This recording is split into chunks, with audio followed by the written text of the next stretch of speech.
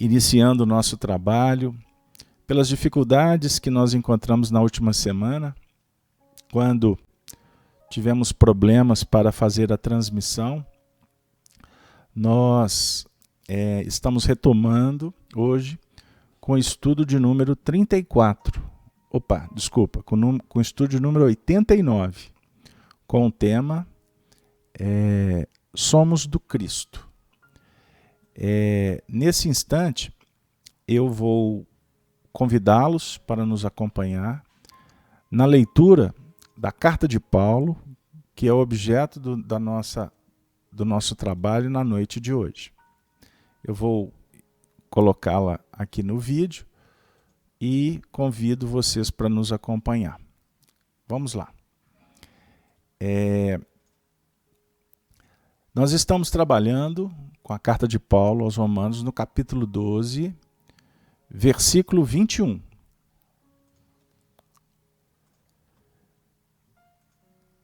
Carta de Paulo, capítulo 12, versículo 21. Repetindo. Então vamos lá. Primeiro versículo. Rogo-vos, pois, irmãos, pela compaixão de Deus, que apresenteis os vossos corpos em sacrifício vivo, santo e agradável a Deus, que é o vosso culto racional. E não vos conformeis com esse mundo, mas transformai-vos pela renovação do vosso entendimento, para que experimenteis qual seja a boa, agradável e perfeita vontade de Deus. Porque pela graça que me é dada, digo a cada um dentre vós que não saiba mais do que convém saber, mas que saiba com temperança, conforme a medida da fé que Deus repartiu a cada um. Porque assim, como em um corpo temos muitos membros, e nem todos os membros têm a mesma operação. Assim nós, que somos muitos, somos um só corpo em Cristo, mas individualmente somos membros uns dos outros. De modo que, tendo diferentes dons, segundo a graça que nos é dada, se é profecia, seja segundo a medida da fé. Se é ministério, seja em ministrar. Se é ensinar, haja dedicação ao ensino. Ou, o que exorta, usa esse dom, exortar. O que reparte, faça-o com liberalidade. O que preside, com cuidado. O que exercita misericórdia, com alegria. O amor não seja fingido. Aborrecer o mal e apegai-vos ao bem. Vamos ficar por aqui. Vamos ficar por aqui porque o texto é desafiador.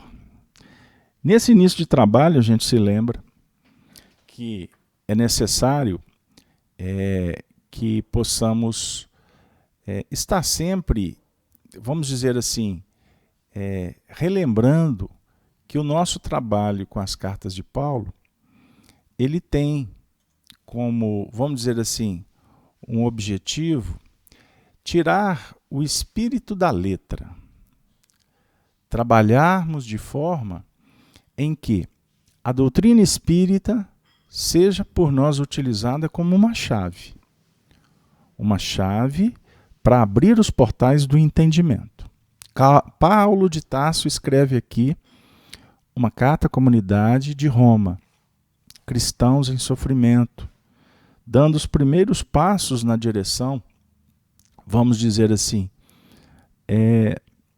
de um entendimento e de um fortalecimento para que eles pudessem, os cristãos, viverem esses primeiros tempos do cristianismo e deixar para a posteridade um legado importante da fé, do trabalho em cima dos ensinamentos de Jesus, pela vivenciação. Então, São cartas consoladoras, orientadoras, para encaminhar a todos naquele tempo e, viajando até os dias atuais do século XXI, obtermos elementos que possam favorecer o nosso entendimento no que remonta às nossas conquistas íntimas, para estabelecer em nós a segurança no que remonta aos nossos ideais que estão sendo operacionalizados no dia a dia. A fé é confirmada pelas obras. Assim nós aprendemos com a doutrina espírita, esclarecendo o Evangelho. Fora da caridade não há salvação. Voltando ao texto, nós gostaríamos de lembrar que nós interpretamos até o versículo de número 3. Eu vou reler para a gente já partir para o verso 4. Porque pela graça que me é dada, digo a cada um dentre vós que não saiba mais do que convém saber, mas que saiba com temperança conforme a medida da fé que Deus repartiu a cada um. E hoje nós vamos iniciar aqui o verso 4, na interpretação, e o texto diz assim: porque assim como em um corpo temos muitos membros, e nem todos os membros têm a mesma operação, assim nós, que somos muitos, somos um só corpo em Cristo, mas individualmente somos membros uns dos outros. O texto é riquíssimo para a gente explorar. Ele tem muito material aqui e eu os convido agora para a gente buscar a inspiração do alto e recolhermos o que a espiritualidade reserva para nós nessa noite. Então vamos lá.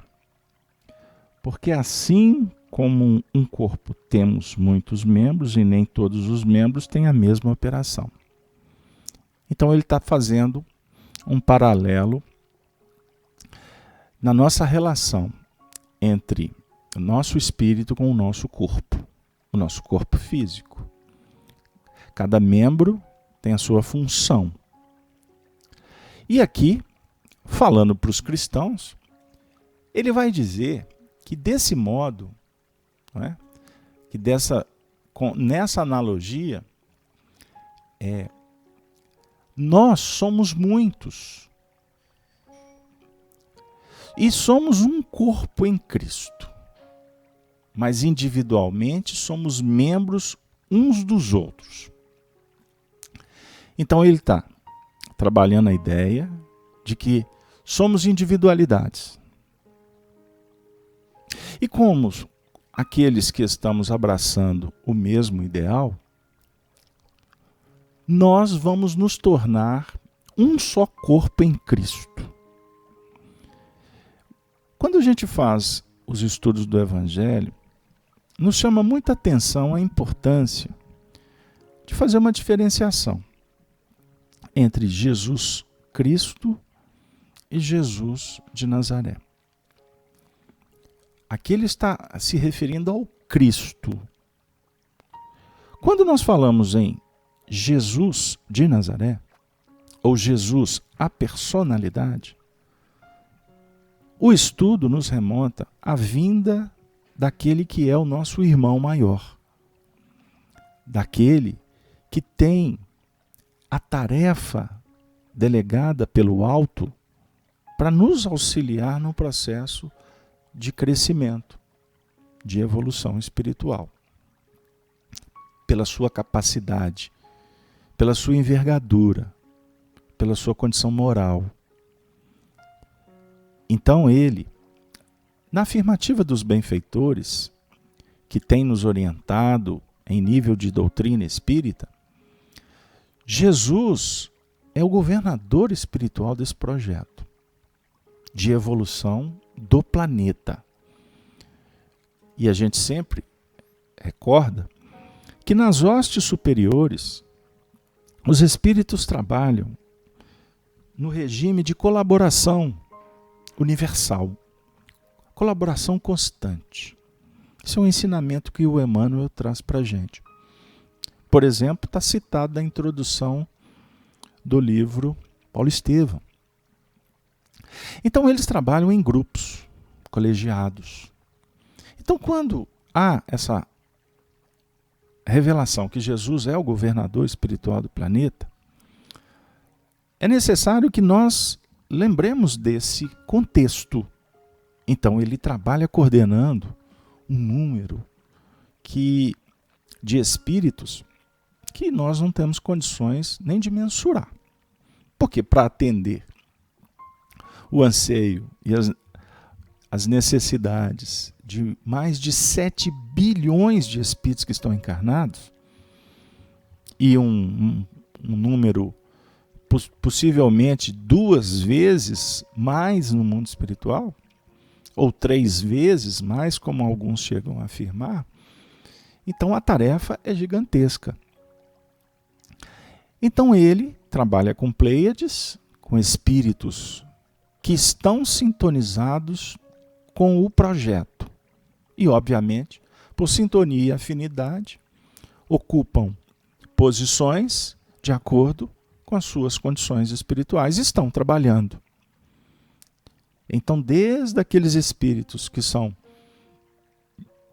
envolvidos nos projetos, nos planejamentos, até os executores. E aqueles que estão executando, a hierarquia também, ela se amplia de uma forma geométrica que também nos escapa. Mas quando o bem está sendo operacionalizado para nos auxiliar, seja pela tua mãe, pelo teu amigo, por todos aqueles que querem de alguma forma contribuir na sua caminhada, todos estão fazendo parte de uma engrenagem que é extraordinariamente bem elaborada. Ponto. Quando nós vamos refletir sobre o Cristo ele traz para nós o símbolo na dinâmica operacional espiritual da presença de Deus em nós, a natureza divina que cada um de nós trazemos quanto espíritos em evolução. Então todos nós temos um Cristo íntimo. E esse Cristo está sendo, na verdade, alimentado pelos nossos sonhos, pelos nossos desejos. Ou seja, a natureza do nosso espírito, ela é divina. E ela tem a perfectibilidade ou a semente da perfeição que vai sendo trabalhada por nós mediante aos nossos esforços, em bases de sentimento, de entendimento, enfim. Voltando à carta de Paulo, quando ele afirma que, vou colocar o texto de novo para todos acompanharem. Assim nós que somos muitos, ele está falando então para a comunidade dos cristãos, que se multiplicava de uma forma extraordinária naquele período, porque muitos espíritos reencarnaram para viver aqueles primeiros momentos do cristianismo. E obviamente que eram espíritos que traziam, vamos dizer assim, experiências que favoreceram para que muitos testemunhos de fé e de comprometimento com a causa do Evangelho se fizesse e a terra fosse salpicada de sangue, o chamado sangue dos mártires, aqueles que deram a vida por amor ao Evangelho, a causa do Senhor. Em meio a muitos espíritos realmente preparados, é óbvio que nós vamos também verificar pela própria lógica, pelas próprias probabilidades que a doutrina espírita nos mostra, que outros espíritos que estavam em meio aos cristãos passavam ou estavam tendo oportunidades de começarem a se despertar para um procedimento que viria a frutificar no tempo e no espaço através de outras encarnações. Ponto. Quando o texto vem dizer, nós que somos muitos, somos um só corpo em Cristo. Vamos refletir, meus amigos, nós recebendo uma carta de um espírito na condição de Paulo de Tarso. Ele era o líder. Ele era a figura respeitada no meio dos cristãos. Tanto que as cartas são espalhadas para realmente orientá-los e estimulá-los nos processos desafiadores do caminho. Então, Paulo era a autoridade. E ele, me perdoe, e ele sempre estabelecia os procedimentos orientadores, demonstrando o seu esforço na apresentação do trabalho que ele realizava consigo mesmo, em bases de virtudes. Porque o discípulo fiel de Jesus é aquele que ele, antes de se, vamos dizer assim, de se projetar como uma autoridade, ele luta pela autoridade íntima. Então ele se esforça para se aprimorar. E nesse esforço, conjugado com o trabalho junto ao semelhante, a tarefa, obviamente, passa a ter uma expressão notadamente mais produtiva. Então, imaginemos o Paulo dizendo assim, estamos juntos, viu, gente? Somos um só corpo. Vamos refletir. Esta mensagem é uma mensagem extremamente estimulante.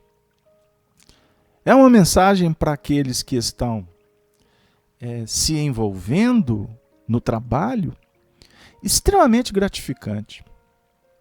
Porque, afinal de contas, o Paulo, essa autoridade toda, está dizendo que ele está junto conosco. E é muito importante nós entendermos isso. E o que se torna ainda mais extraordinário é porque ele vem dizer que nós somos todos um só corpo em Cristo. Ou seja, ele diz assim, estou com vocês. E, na verdade, todos nós estamos com o Cristo. Seria pretensão da minha parte dizer para você, aqui agora, nosso web amigo, que você, nesse momento, faz parte do corpo do Cristo? Se nós temos o Cristo individual, nós temos o Cristo coletivo. A irradiação plena da divindade. Jesus não deixa de irradiar a sua luz, porque ele já atingiu um plano X de evolução, que o amor dele está em operação permanente. O nosso varia. Nós oscilamos. Nós temos ainda muita dificuldade de manter a luz acesa.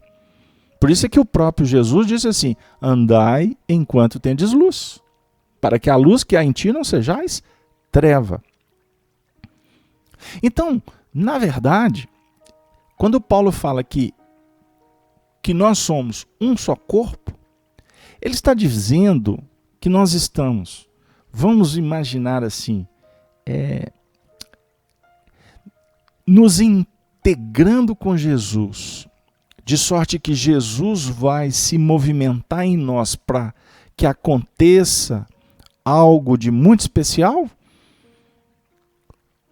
No seu sentido de fora para dentro? Ou o convite aqui, quando ele diz que nós somos individualidades, ele está dizendo que, na verdade, o esforço conjunto é que promove efetivamente a nossa libertação? Se eu for pensar, se a gente for trabalhar no sentido de procurar uma sintonia, porque a partir dessa relação com o externo, eu vou, na verdade, me promover, ou o Paulo está conversando conosco de sorte que, quando nós nos integramos por sintonia com um ideal maior do que aquele que nós nos movimentamos no dia a dia, esse ideal mais nobre, mais elevado, ele promoverá, quando implementarmos vontade e determinação, um aprimoramento da nossa realidade. E não no sentido de que Jesus virá do céu, ou Paulo virá das esferas superiores, para modificar o que nós precisamos aprender a fazer. Se nós formos refletir nesse texto, com uma visão em que a força vem de fora, e assim que nós vamos nos movimentando, estaremos sendo místicos. Estaremos agindo ainda dentro de um princípio, de uma religião positiva, mas que ainda promove uma movimentação de uma fé cega, que aprisiona, inclusive, que dificulta o movimento. Se nós começarmos a pensar em Jesus, agora vamos trazer o mestre. Não foi o título que ele avocou para ele? Vós me chamais mestre, dizeis bem, porque eu sou. João 13:13. Vós me chamais mestre. Não sou eu que estou falando para vocês que eu sou mestre, vocês é que me chamaram. E se nós estamos o tratando como mestre, significa que o processo educativo está acontecendo de uma forma eficiente.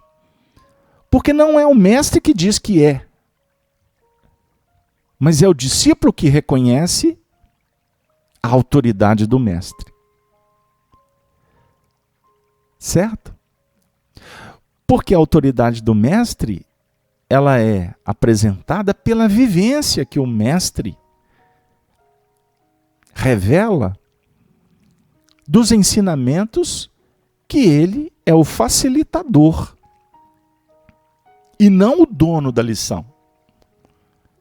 Então aqui nós estamos tirando agora Jesus didaticamente da condição daquele que manda e que é obedecido.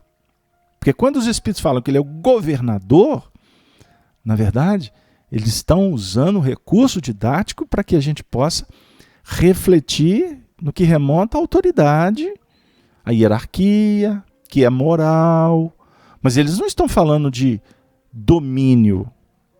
Eles não estão trabalhando no sentido que venha a fomentar em nós o medo desse governador. E nos sentimos culpados porque não somos virtuosos como ele. Esta religião é a cega. É a interpretação que foi desenvolvida pelos homens ao longo de milênios. E que a doutrina espírita veio apresentar um terceiro caminho, apocalíptico. E quando nós falamos apocalíptico é porque é um caminho revelador, porque apocalipse significa tirar o véu. Convidamos vocês a estudar o Apocalipse conosco aos sábados pelas manhãs, ao vivo pela Rede Amigo Espírita. O terceiro caminho, ele tem o seguinte título: Revolução Moral. É o que o Espiritismo desenvolve. Porque é uma ciência filosófica, ou uma filosofia que apresenta uma ciência diferente da ciência humana, que é positivista no seu sentido de trabalhar com fatos e dados, com experiência e resultado. A ciência espírita, ela é diferenciada, porque é ciência não humana. Ela vem dos mundos espirituais, ou do mundo espiritual, como queira. Foi desenvolvida pelos espíritos que Allan Kardec codificou para nós. Mas é uma ciência que traz consequências filosóficas, porque ela vai trabalhar a nossa destinação espiritual a partir de um passado constituído, construído, vivenciado. E esse passado é que nós estamos aqui estudando no Evangelho, descobrindo que esse passado se chama lei divina. Lei de Deus, que está dentro de você.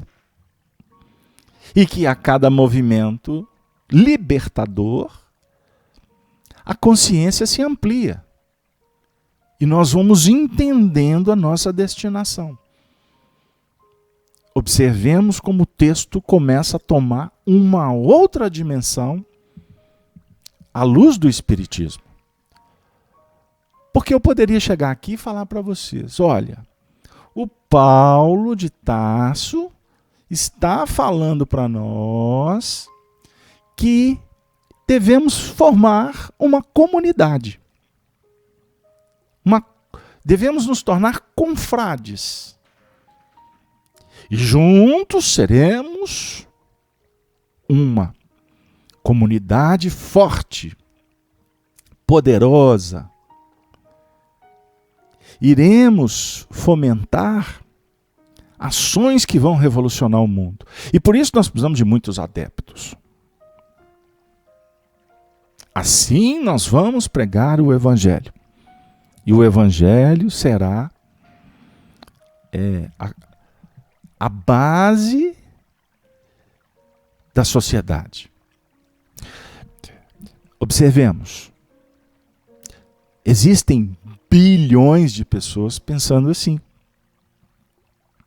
E para uma grande parte não está errado. Mas a nossa conversa aqui, ela tem que tomar uma outra dimensão. Nós precisamos de pensar sobre a importância de nos tornarmos livres pelo amor do Cristo. Conhecereis a verdade e a verdade vos libertará. Não foi Jesus quem afirmou para nós? Conhecereis a verdade e a verdade vos libertará, que está no Evangelho de João, não é? No Evangelho de João, no capítulo 8. Então, deixa eu só abrir aqui rapidinho.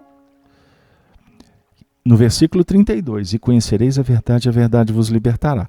Só que antes de falar sobre conhecer a verdade, que nós buscamos intelectualizar essa verdade, como um mecanismo de resoluções, ele diz assim, antes ele vem falar para nós que ele foi enviado pelo Pai. E o Pai não o deixaria só. E por isso, ele passaria por um testemunho.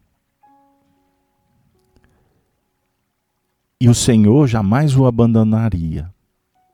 Ele estava falando aqui sobre os aspectos do amor de Deus para com ele. Porque o Senhor da vida o enviou para realizar uma obra que iria revolucionar a sociedade humana, ou a humanidade. Mas para isso, seria necessário muito esforço. Seria necessário muito amor. Então, ele vem dizer que veio para libertar E ele faz uma promessa que nós pudéssemos confiar, porque seríamos livres mesmo. No versículo 36 ele diz assim: se, pois, o Filho vos libertar, verdadeiramente sereis livres. Verdadeiramente sereis livres. Então Jesus, resumindo, ele não estava nos convidando para que nós criássemos uma seita, nos encarcerássemos dentro de um procedimento que traria para nós uma consequência, a perda da própria identidade. Porque a evolução ela se dá nos mecanismos da liberdade, da conscientização do que nós trazemos como espíritos imortais, a nossa destinação, as nossas escolhas, as nossas responsabilidades. E, acima de tudo, a importância de enobrecer os nossos sentimentos. Fazer dos nossos sentimentos aquela alavanca que na verdade, define para nós a nossa condição de filiação de Deus. Essa filiação se dá por muito nos amarmos. Sereis reconhecidos por muito nos amarmos. Olha que extraordinário. Agora, eu reservei para a gente trabalhar o estudo das cartas de Paulo. São desafiadores. Primeiro porque sempre um versículo ele toma uma dimensão e modifica geralmente o que eu, como instrumento, me capacito, me programo para trazer aqui no programa. Chega aqui, o rumo da nau vai por onde os espíritos definem. E geralmente eu fico apertado, porque todo o programa traçado seria muito mais simples para desenvolver. Mas aqui os espíritos mudam o roteiro. Então aqui agora me chega a seguinte ideia. Por que o Paulo falou que todos nós somos um só corpo em Cristo? Embora individualmente somos membros uns dos outros. Olha que interessante, somos membros uns dos outros. Por que uns dos outros? Ele está falando de solidariedade. Mas ele também está falando que para que nós sejamos membros de um só corpo do Cristo,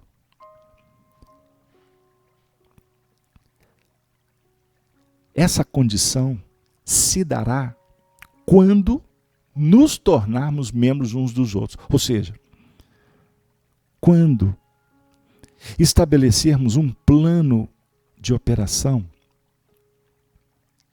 de sorte que nós possamos angariar amor. Como que você faz amor? Quando você opera em nome do amor, junto àqueles que estão no caminho. Ou seja, para sermos vinculados ao Cristo, nós temos que agir conforme Ele nos ensinou. E essa relação não é nossa para com Ele, é nossa para conosco mesmo. E isso se dará quando entendermos que trabalhando no bem que o próximo nos oferece como oportunidade, é que nós estabelecemos, é que nós conquistaremos o bem mais precioso que nos fará felizes. Felizes de uma forma definitiva. Amor. E o amor, eu repito, você não dá. O amor na operação solidária, compromissada, fraterna, é que nós esculpimos essa pedra na nossa intimidade para que ela se torne um diamante, uma pedra rara, uma pedra preciosa. amando. Aí nós voltamos no capítulo lido. No capítulo 13, aliás, eu vou fazer uma mudança rápida aqui. No capítulo 13 de João, nós vamos encontrar a seguinte afirmativa. Quando ele disse assim, que um novo mandamento vos dou, versículo 34. Que vos ameis uns aos outros, como eu vos amei a vós. Que também vós uns aos outros vos ameis. Nisto, 35, todos conhecerão que sois meus discípulos, se vos amardes uns aos outros. Sereis reconhecidos por muito vos amardes. E agora vai dar uma liga boa, porque eu separei um versículo do Antigo Testamento, do profeta Ezequiel. Nós vamos encontrar a seguinte afirmativa do profeta.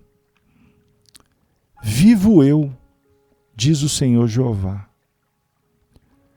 que nunca mais direis esse provérbio em Israel.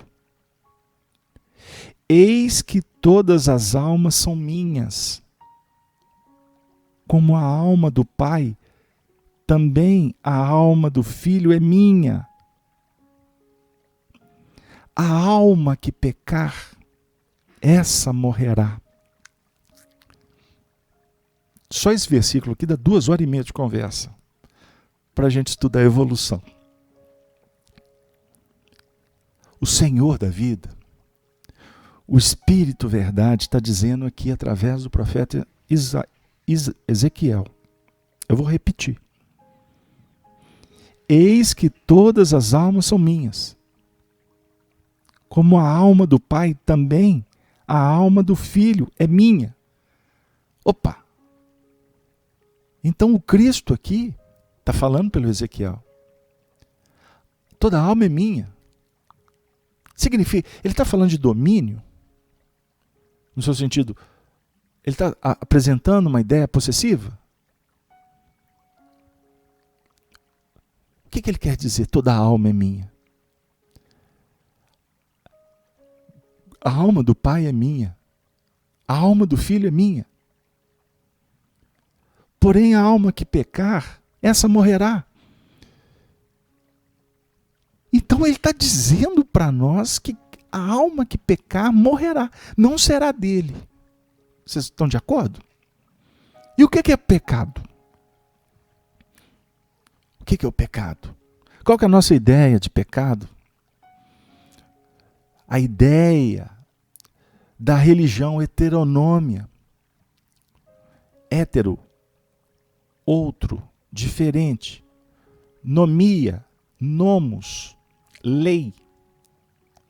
A religião que nós trabalhamos há milênios é uma ideia religiosa pragmática que estabeleceu uma interpretação de uma revelação que é pura, divina. Uma interpretação que a humanidade ela é fruto de um pecado. Para alguns filósofos materialistas, o homem é mau por natureza. Isso é um equívoco que nós respeitamos. Só que nós estamos caminhando para o século XXI da revolução moral, o terceiro caminho. E nós precisamos estudar esse assunto. Então, na verdade, no dizer de Jean-Jacques Rousseau, ou numa reflexão também de Isaac Newton, que vieram para quebrar paradigmas, a alma, por natureza, é boa, porque a natureza é pura, a natureza é perfeita. Então nós somos criados por Deus. E como criaturas do Senhor, somos divinos. Então, quando nós nos movimentamos, dando os primeiros passos, a alma é boa. O homem primitivo não é perverso. Ele é feroz, porque ele vive na selva. Mas ele está vivendo o estado da natureza. Ele está adequado à ambientação.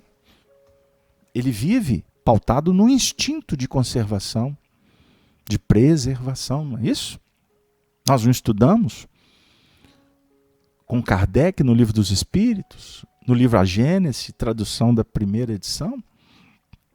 A gente não está observando que a doutrina espírita vai explorando que à medida em que o homem se torna social, na marcha evolutiva é que vai se estabelecer os princípios do orgulho e do egoísmo, fruto da convivência com outros homens. E eu não vou entrar aqui no mérito, porque esse é um assunto complexo. Mas, ou seja, vícios e virtudes, eles são frutos da operação do homem em sociedade. Então, a lei do trabalho se realiza conjugado com a lei de sociedade. Então, nós estamos verificando aqui o seguinte, que quando o espírito peca, o que é pecar? Quando há uma conspurcação, quando nós agimos contra a natureza, nós morremos. O Espírito de Verdade está falando aqui através do médium Ezequiel. Então a morte é no sentido de desconectarmos com a providência divina. Isso é que causa morte.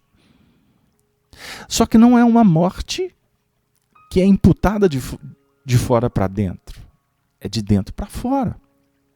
O que é a culpa? É a descoberta de uma atitude que não foi condizente com o que a consciência apontou.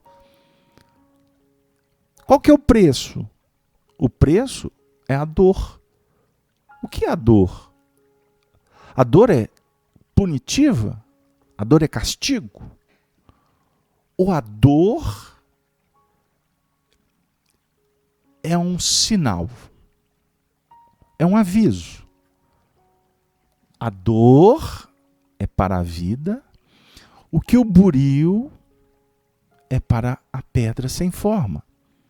Então vai dar forma, reconsideração, ressignificação, revisão de conceitos. E a partir do momento em que se rever conceitos, naturalmente vamos ser convidados para reposicionar diante do mecanismo evolutivo. E reposicionando, a dor perde o sentido. Agora, Paulo de Tarso, meus queridos irmãos, amigos do ideal espírita cristão, que barato tema. Mexe profundamente com o nosso coração. E eu gostaria de pedir desculpas, porque eu não abracei a Alice, não falei da Maria Rocha, da Marinalva, do João Iudes, Alice Caiuane, não falei da Regina Lazzarini, não conversei com o Ederson, com a Luísa Medeiros, também não citei o nome da Anúzia, do Aníger Fagdo, é isso mesmo? Fagdo, me desculpe se eu errei a pronúncia. Vanderly está aí conosco de novo, Ângela sempre presente, Juvanete, Silene, eu já falei, o Walter Gomes, Ritoca. Ô Ritoca, que barato seu codinome aqui. E o Cássio, estou passando rápido aqui, tá, gente? E vou, por certo, deixar de citar nome. José Lopes, deixa eu ver aqui rapidinho. Todos vocês, Nenete Ferreira, é isso aí, Cássio Butrico, todos vocês, queridos amigos. É muito bom estar aqui. Mas o tempo está caminhando para o fim. E esse versículo 5, ele nos chama a atenção também para um outro momento em que Jesus toca nesse assunto. E nesta fala de Jesus, eu não tenho dúvida que foi a que inspirou Paulo de Tarso a falar que todos nós somos um só corpo em Cristo. E aí, nós vamos citar rapidamente, eu não vou colocar no painel, porque não deu tempo de fazer a imagem. Para quem gosta de anotar, capítulo 17 de João. Hoje nós estamos aqui numa linha joanina. Então nós vamos citar aqui a prece de Jesus, oração de Jesus pelos discípulos. Eu vou ler alguns versículos, a partir do versículo 17, por exemplo, quando Jesus diz assim: Pai, não peço que os tire do mundo, está no versículo 15, mas que os livres do mal. Não são do mundo, como eu do mundo não sou. Santifica-os na verdade. A tua palavra é a verdade. Assim como tu me enviastes ao mundo, também eu os enviei ao mundo.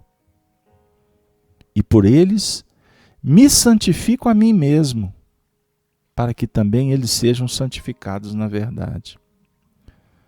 E não rogo somente por estes, mas também por aqueles que pela sua palavra hão de crer em mim. Por todos, pelos que creem e pelos que ainda não creem. Versículo 21. Para que todos sejam um, como tu, ó Pai, o és em mim, e eu em ti. Que também eles sejam um em nós, para que o mundo creia que tu me enviastes. E eu dei-lhes a glória que a mim me deste, para que sejam um, como nós somos um. Eu neles e tu em mim, para que eles sejam perfeitos em unidade, e para que o mundo conheça que tu me enviastes a mim, e que os teus me perdoe. Eu vou repetir. Eu neles e tu em mim, para que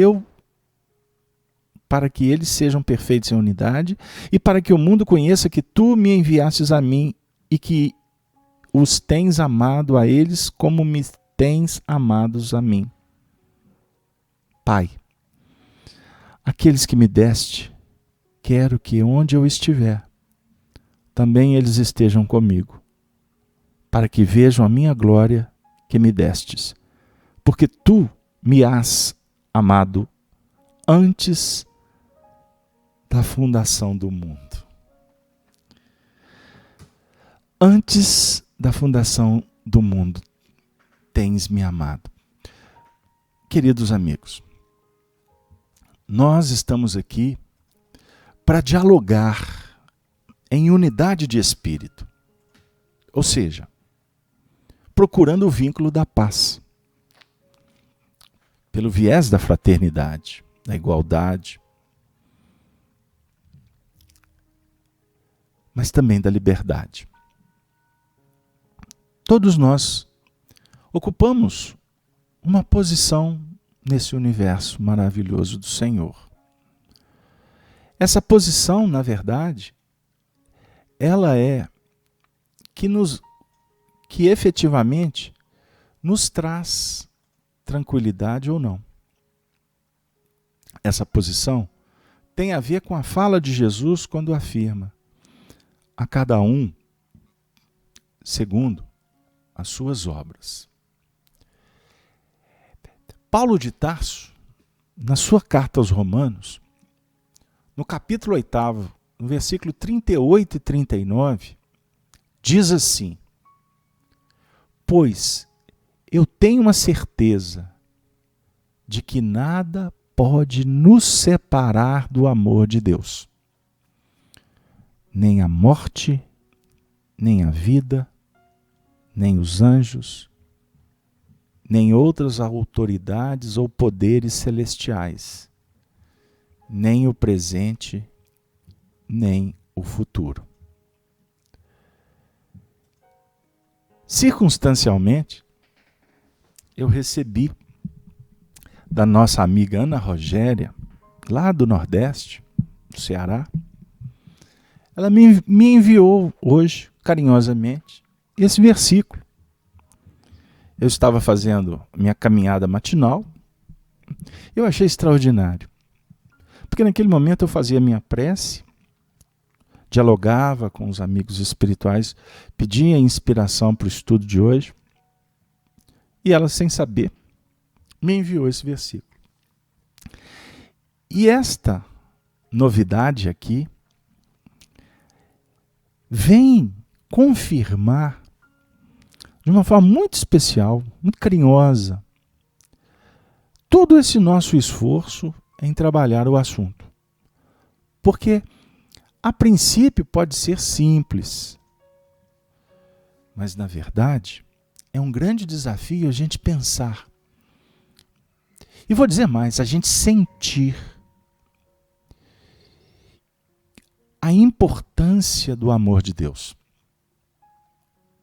E o Paulo diz assim: eu tenho a certeza de que nada pode nos separar do amor de Deus. Nada pode separar. Por quê? Porque Deus não está num lugar distante. Deus está dentro da gente. Ele se manifesta através da nossa própria natureza. Nós estamos envolvidos pelo amor do Senhor.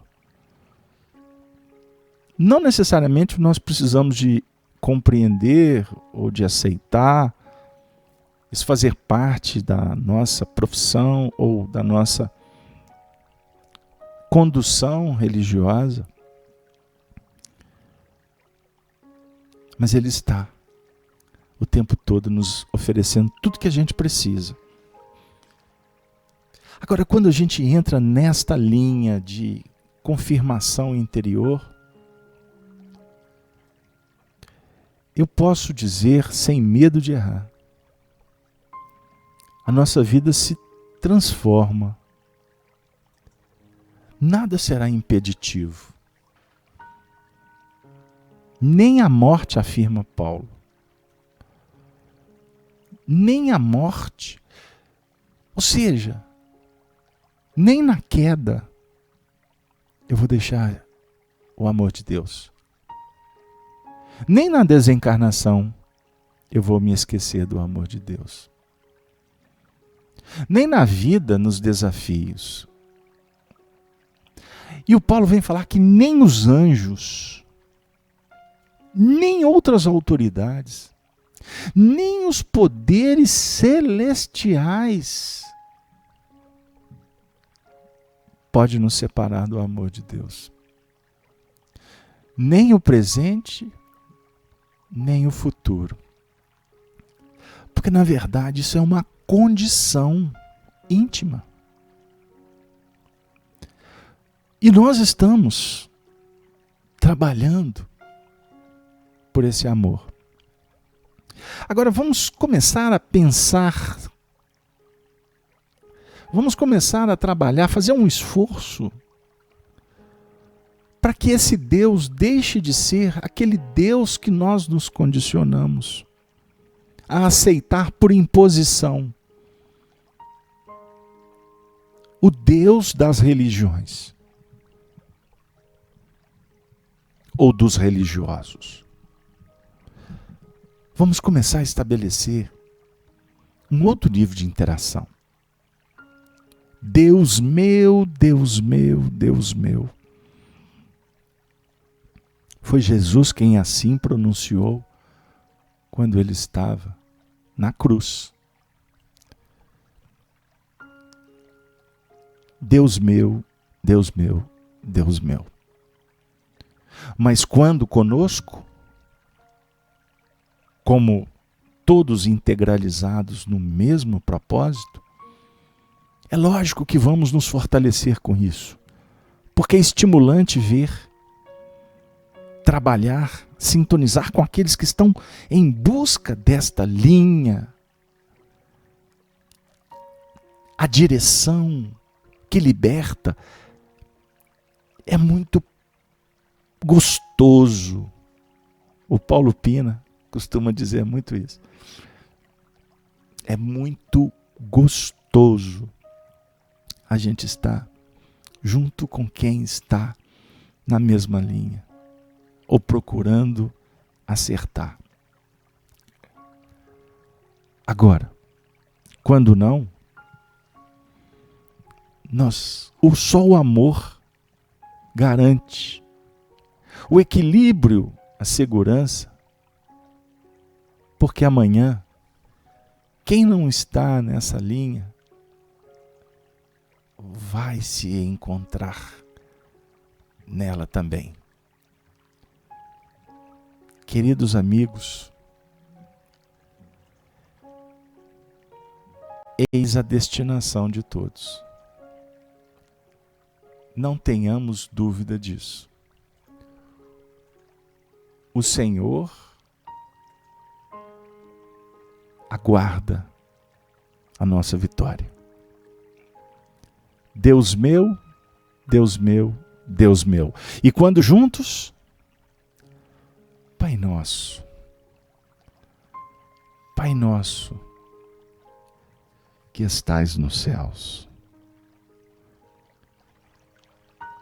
santificado seja o vosso nome. Venha a nós o vosso reino. Seja feita a vossa vontade, aqui na terra como nos céus. O pão nosso de cada dia nos dê sempre, Senhor. Perdoe, amigo, os meus erros, porque você, amigo, é Deus se manifestando no meu caminho. Perdoe, amigo, as minhas ofensas. E vamos juntos para mim aprender a perdoar as tuas, Senhor da vida. Não nos deixes cairmos ainda na concupiscência, ainda nas dificuldades que eu trago em minha alma. Livra-me, Senhor, do mal do orgulho, do egoísmo, do mal da vaidade. Ó Senhor, glória seja o teu nome,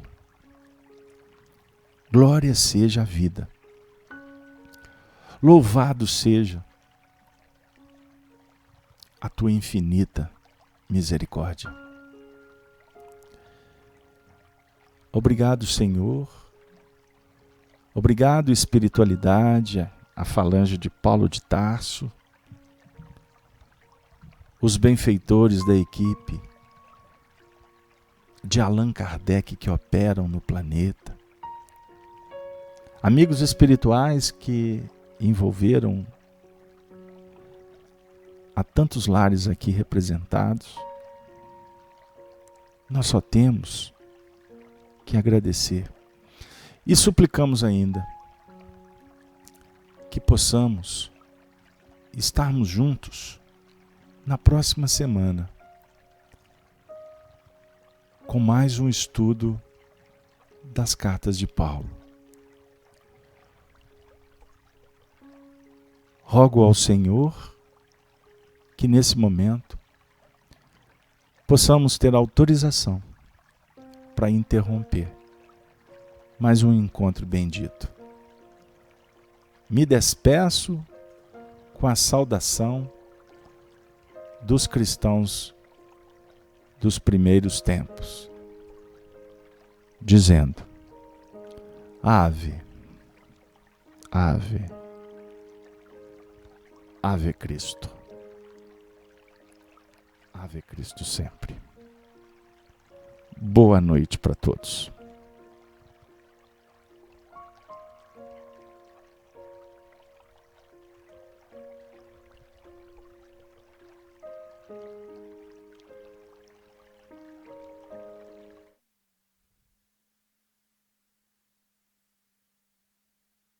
Rede Amigo Espírita, uma ferramenta de união, interação e divulgação do movimento espírita.